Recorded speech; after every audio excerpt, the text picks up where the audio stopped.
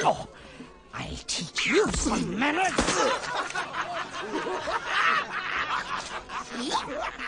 Look at that, Abu. It's not every day you see a horse with 2 rear ends. You are a worthless street rat. You were born a street rat. You'll die a street rat, and only your fleas will mourn you. Good afternoon, gamers. It is I, Michael Tepish, aka Father of Tears, and welcome to today's video. Please don't forget to like and subscribe. New content every other day. But with that being said, let's get right into the subject, because this subject's going to take me a while to release the demons that are inside me right now. You see, I'm not a young gamer, you know. I've been in the game for quite a long time. I was around with the NES, and I was also around with the Sega Genesis. I was a Sega fanboy. I had a Dreamcast. I had a Sega CD. Hell, I even had a 32X. It was a piece of shit, just for the record. But I also had a Nintendo. I also had a Super Nintendo. I also had a NES. You see, I was never a fanboy, but I was a fanboy. Because I was always cheering on Genesis. Yeah, the Genesis had the games that I wanted. Great sports titles and JRPGs. You see, the older you get, the more you don't want to play a ship with some guy named Sid and stuff. But I digress on that, you know. But back then, it was always about Sega. And when, you know, I remember when Sega started making games for Nintendo, how slap in the face that was for me. Because I was playing Phantasy Star Online at the time, and there was news going through it, you know. The first online game that actually had a subscription model was Phantasy Star Online on the Sega Genesis, if you didn't know. And I was playing with friends, and, you know, word was traveling fast. Oh, it's over. And I'm like, what's over? Sega's given up. They're not going to make any more games. They're going to close down their systems by the end of, I think it was either August or September, and that they're going to shut everything down. It's over. They're not going to make any more games. They're going to be a third-party game developer. And I got to tell you, back then, that shit fucking hurt. I was like, really?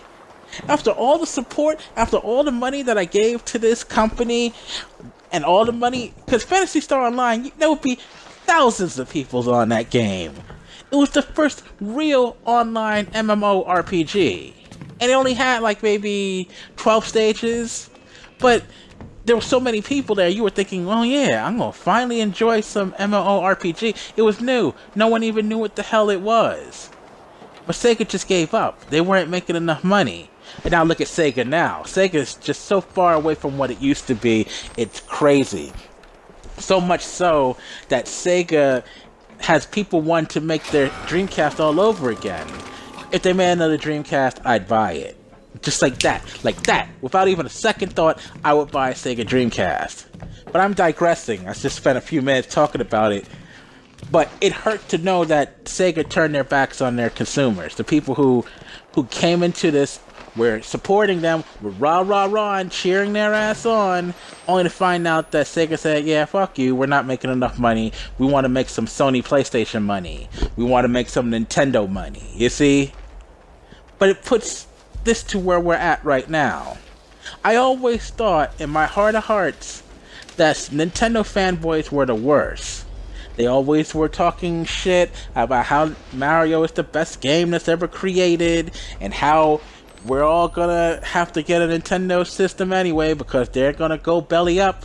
In hindsight, they were right. But did anyone who bought that system want to hear that shit? No, they didn't.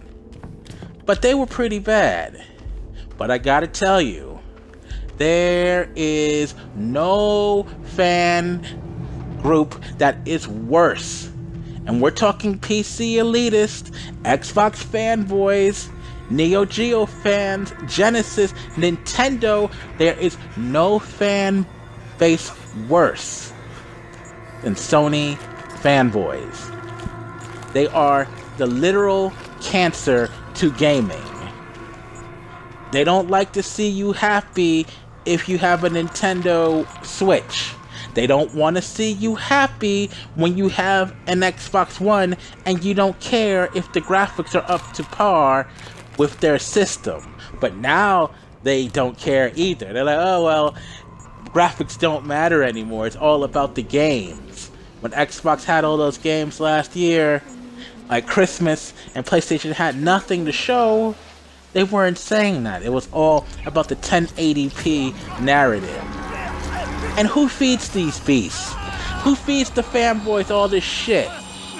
You got IGN, you got Kotaku, you got Polygon, you got GameSpot, and now even Machinima. You see, they know they're making money off the fanboy craze, so they invest in it, trying to beat the drum so we all start swinging on each other.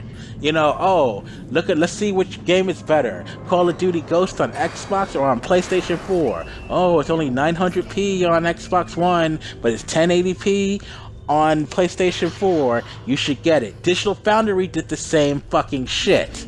The whole resolution game turned normal gaming fans into local village idiots.